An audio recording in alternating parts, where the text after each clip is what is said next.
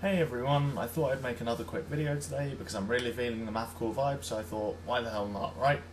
Anyway, the album I'm going to talk about this time around is the Chariot's fifth release, One Wing. The Chariot are a Mathcore band that have been going since 2004, and to date, the only original member they have left is the frontman Josh. Just as a quick side note, Josh used to be the frontman in Norma Jean.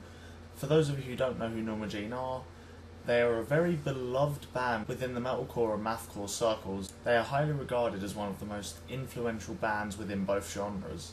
But either way, the Chariot, despite going through several lineup changes, have had a very consistent sound over the 4 records they've released so far. To me, the 2 most notable releases are Long Live and The Fiancé. Both albums were very technical and emotionally driven mathcore records.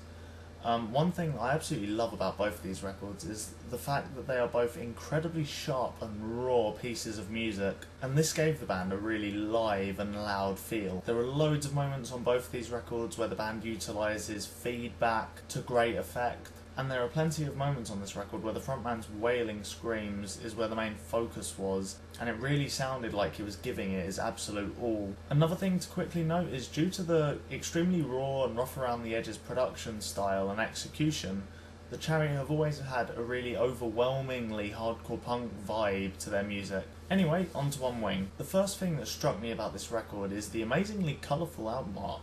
It's actually a small section of a larger painting, and an incredibly bizarre piece of art at that. The only reason I mention this is because up to now, all the album arts I've had before have been incredibly bleak imagery, and a lot of the time utilising just black and white or very dark colour schemes. And to me at least, it actually makes a lot of sense that the album art for this one is a lot more colourful, because I just feel like the Chariot have gone out of their way to be a bit more varied this time around and a bit more colourful. There are plenty of surprises on this record that you really won't see coming. Another thing that I feel you should note about this record is it feels like there are a lot more riffs this time round, or more specifically, a lot more solid riffs in a similar vein to bands such as Every Time I Die, as opposed to the very disorientating and mathy riffs of the previous record. A good example of this is the first track off the album, Forget, which is just an absolute riff monster. It makes a great opener for the album. It's just packed full of great riffs, really well written, smooth, and it just flows really nicely.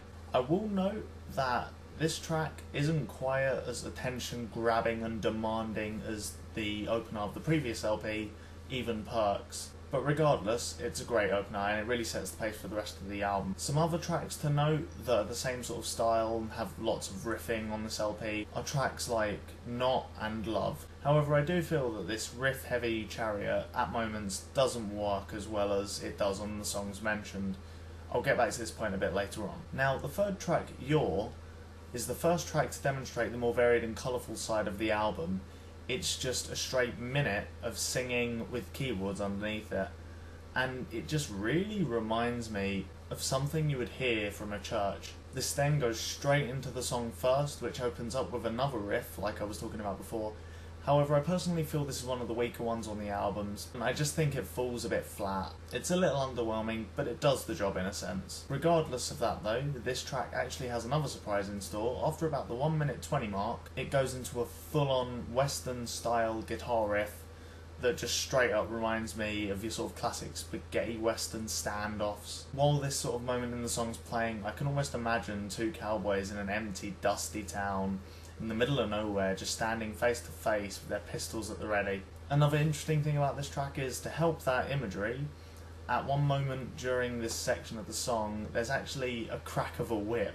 Other moments in this album that help that variation are tracks such as Speech, which is just a piano being played with the frontman Josh screaming over the top of it, and I actually really like this track. It's incredibly emotive and sincere. I would go as far as to say it's one of the most sincere moments I've seen Josh on any record. Another track that has this very colourful and sort of varied vibe to it is Cheek, but I'll get to that a bit later. The next track, In, returns to the more mathy side of the Chariot with some very bizarre and disorientating riffing, and it just sounds great. It has a really nice flow and is packed with energy and sounds ferocious, just like their previous works. Other tracks on this album that are more in this style are tracks such as You, and also And. Now, the final song, Cheek, is just short of 6 minutes, which actually makes it one of the longest songs they've ever recorded. The song opens with this guitar playing a mid-paced riff and some bizarre empty cymbal hits and drum fills. Josh also throws some vocals down in the mix. But the main meat of this song is actually a sample taken out of the film The Great Dictator. I can't remember for sure, but I'm pretty sure that's it. It's a speech taken from the end of the film regarding the greed of men and the greed of dictators and that sort of thing. It's actually a speech to do with freedom, and he is talking directly to some soldiers and saying that they should fight for freedom and fight for the people, that sort of thing. And I must say, I actually really enjoy the sample in this song, and I feel the Chariot build it up incredibly well and really feed off the energy that the speech is portraying, and as it builds, they build really, really nicely. The two most obvious instruments here are the guitar and the drums, creating this build and nice atmosphere, but also there's some really nice strings chucked in the mix towards the end of the speech. They're slightly more subtle, but they're definitely there and they sound great. Eventually, as the last line of the speech is delivered, you hear the soldiers cheering, and during this part of the song, everything cuts out in terms of the build, except for the strings. That's the only thing left underneath it. And the second the soldiers finish cheering, the rest of the band just kicks in, and it just sounds super climactic and super noisy. After this build, they use some really, really great feedback and just really distorted guitars to build this really, really nice effect. And also, Josh's screams sound so freaking visceral at this part of the song. You can hear him completely out of breath in between some of these screams over the feedback, and it just is such a crashing, climactic ending to the album.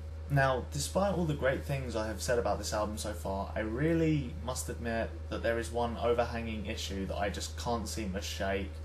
And the issue is that this album on the whole isn't quite as raw and sharp as their previous releases.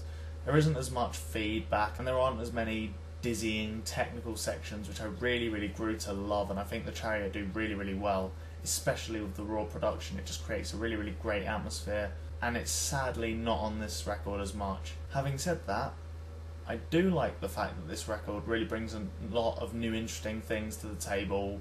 Like I said about the sort of very colourful nature of this album, the varied piano sections and the use of samples, things like that. Overall, I think I'm going to give this album a 6.5 out of 10. I really enjoyed it, but I just feel like there are some things that perhaps should have been there from previous releases and weren't. But anyway, if you enjoyed this video, please like, comment and subscribe. I'd love to hear what you guys think of the album, and please check out my other videos. Cheers for watching, guys.